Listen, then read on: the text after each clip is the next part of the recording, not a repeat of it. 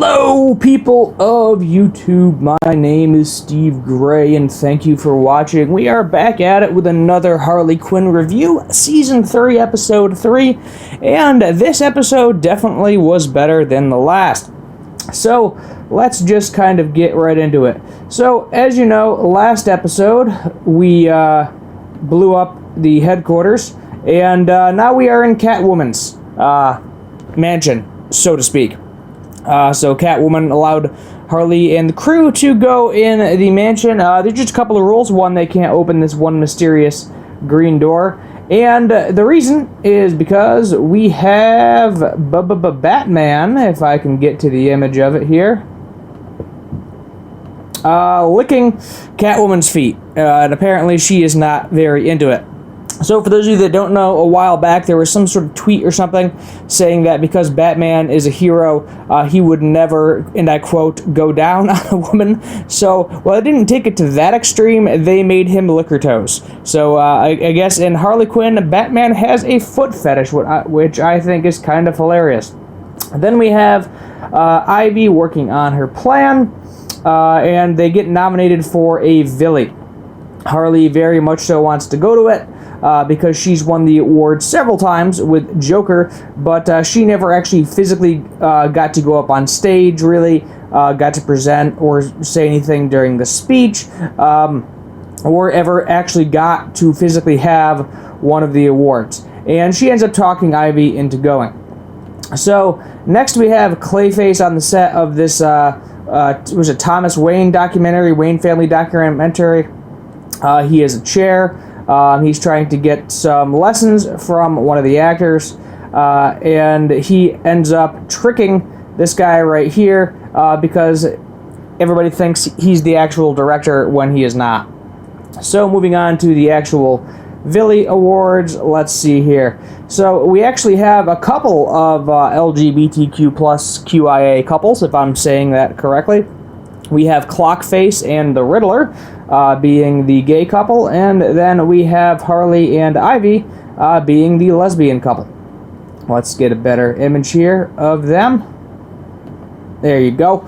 And Ivy is just really anxious and really nervous about it. You know, she doesn't do well in these types of situations. There's actually an image of her biting her nails, if we can see, we can get to it, where they're all a little beat up. Then we have an awkward moment where we actually end up running into Kite Man, and as someone previously mentioned before on a Reddit post, because I do share the videos to the Reddit subreddit as well, that apparently they're making a Kite Man spinoff. So that's kind of neat. Kite Man spinoff, so that's going to be kind of like a Harley Quinn Season 4. We have a pretty neat little musical number with the Joker. He actually has a couple of dancers lined up. You know, he's dancing, doing his thing in the Harley Quinn attire. And then, let's see, we have Bane here. Bane is a seat holder. In the background, we have, what do they call him, Reverse Flash. I have no idea who she is. And then we have that God dude that we saw in a previous season that I thought he was dead. Evidently, he is not dead. Bane is just a placeholder. We also then have this guy that I thought was hilarious, where he basically has a giant gun for a dong, if I can get to the clip here. Let's see if I can find it for everybody. Oh, here we go. So, yeah, here we go. So, I have no idea what this dude's name is, but it is hilarious. And Harley's like, oh, yeah, I bet you're not compensating for anything. And then his little wiener gun stands at attention and then kind of flops down. I thought that was kind of funny. Harley really, really wants to win this thing. And she is going to fight this guy, briefly, who we find out is an android. Very powerful android, kicks her butt quite a bit.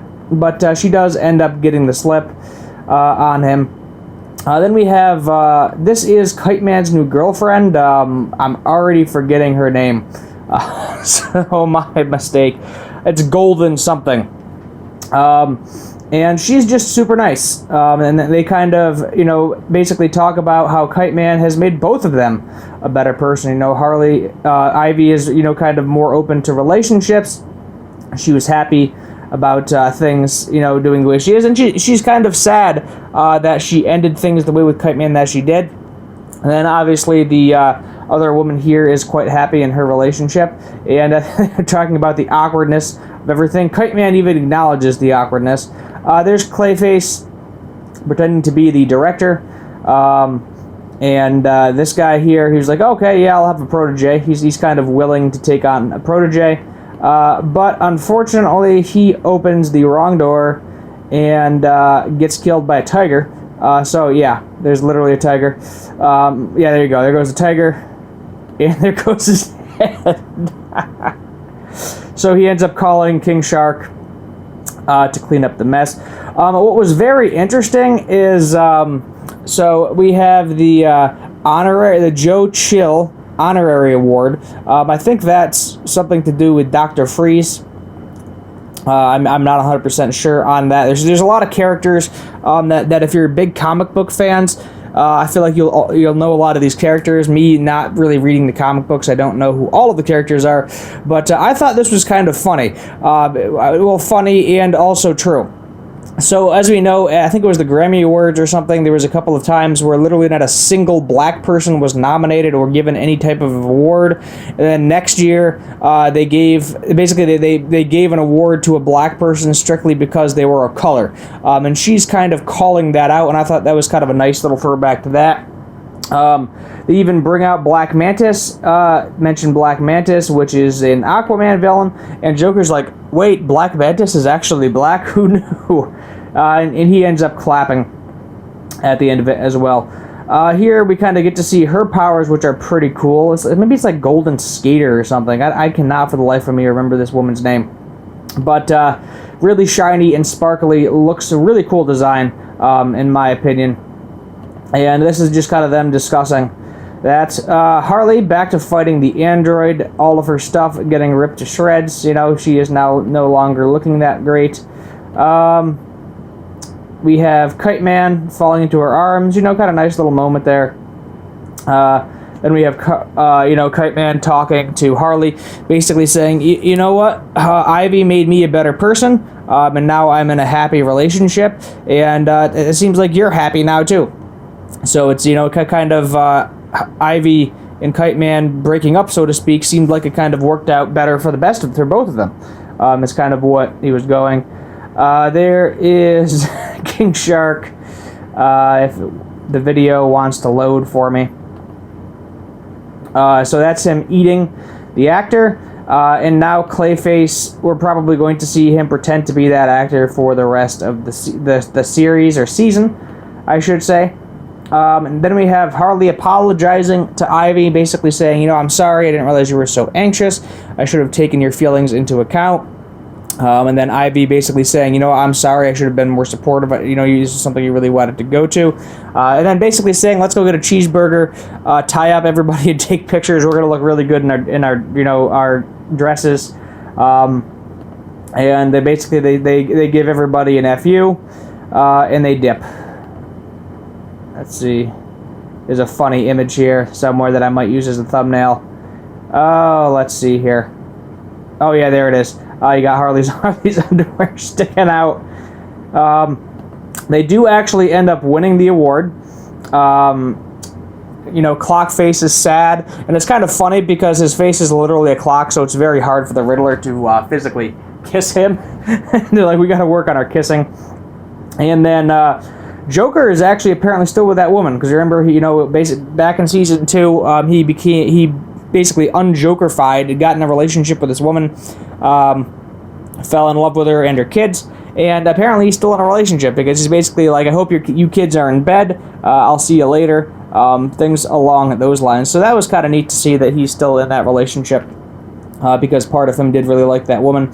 And they left. They got really angry because Bane wasn't there being a seat holder. That was his whole shtick. He was supposed to be a seat holder. It was just his costume and a hat. And that's kind of where the episode takes off. This one's going to get a 7 out of 10. Really good fighting.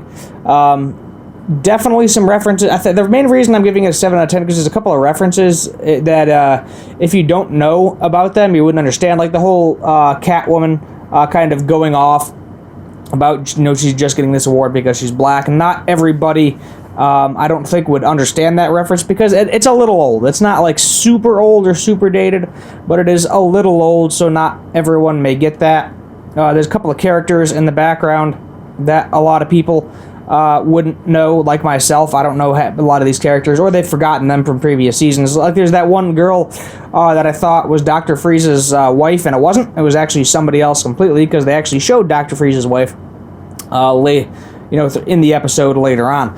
So it's one of those things where it's like pretty good, pretty solid overall, but there's some references that if you don't fully understand them, it can definitely leave the episode to be slightly confusing, which is why I'm giving it the 7 out of 10. But episode 4, we'll see when I feel like getting that up. I'm going to try to get it up before Thursday, and I'm going to try to, keep up with when the episodes release. The episodes release on Thursday, and then I'll attempt to get the reviews out the same day as well. But other than that, my name is Steve Gray. Make sure to like, subscribe, comment, turn on that notification bell, and let me know what you want me to do for future guitar,